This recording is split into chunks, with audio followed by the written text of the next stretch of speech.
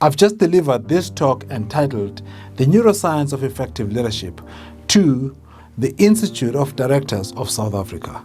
And there are very interesting questions that came up, and I just want to share with you about 3 of them. One of them is, how does one learn to take criticism well as a leader? That's a powerful question. So how does one learn to take criticism well as a leader? Now, the answer to that question is that you need to understand that leadership is not about arriving, but it's about the journey.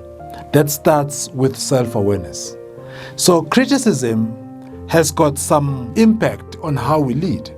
So when you talk about constructive criticism, we're talking about that feedback that you get that will help you improve as a leader.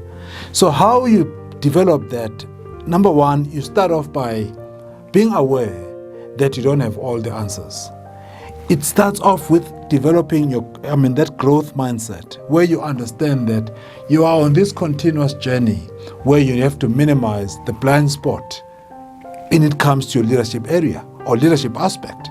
So this is about understanding what you can improve on.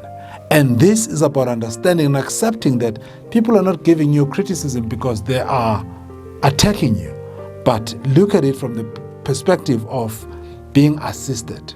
So when people give you feedback, it's simply because they're assisting you to become a better person. And through coaching as well, because that's how I take leaders on this journey of taking this feedback by explaining to them the science, the neuroscience behind feedback. Why is it that we tend to cringe or not so kind when it comes to feedback? Number 2 was the question that came that says, can the brain form new brain cells? As a leader, because one of the things that we spoke about was about the myth that says you can't teach an old dog new tricks. Well, unfortunately, that's even an insult to an old dog, because there's a phenomenon called neuroplasticity. So it means as a leader, you must stop saying, this is just who I am, because you can continuously grow as a person, because your brain has that feature.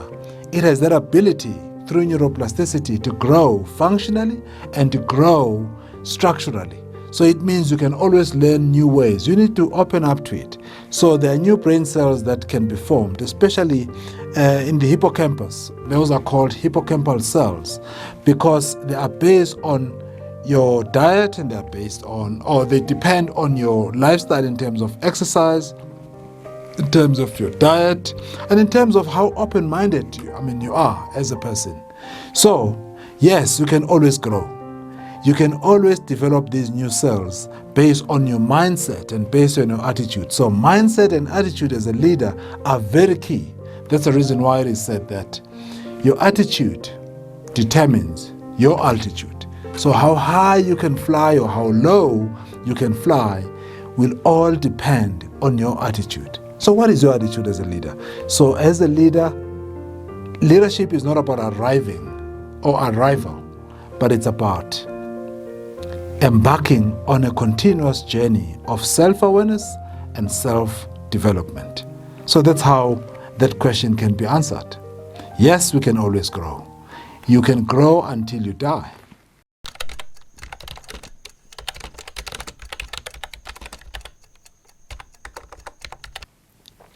Number 3, one of those questions, because there are quite a few of them that we have here, but one of them was, in this high epidemic of stress levels, anxiety and depression, do you think leaders are currently well equipped to deal with these issues? And my answer to that is no. Most leaders are not equipped to learn how to deal with stress, anxiety and depression. Why is that? Because they are battling to deal with those things themselves. We know that stress, anxiety and depression are the 3 enemies that the world is grappling with. So I help leaders to learn to do this kind of awareness and to work on managing stress, because stress is part of us, but there's good stress and there's bad stress. So my question to that is, no, many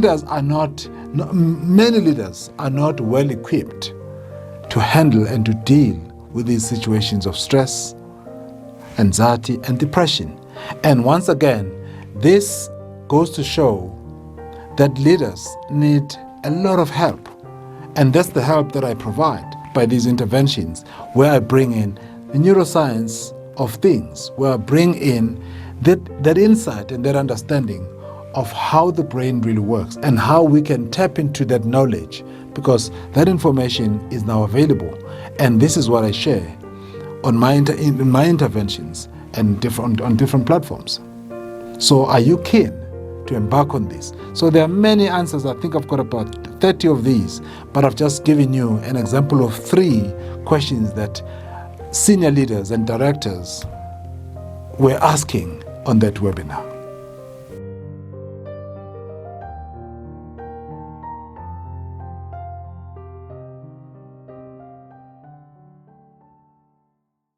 My purpose as Veli Ndaba is to help people save themselves from themselves by transforming their minds from mental darkness to mental light.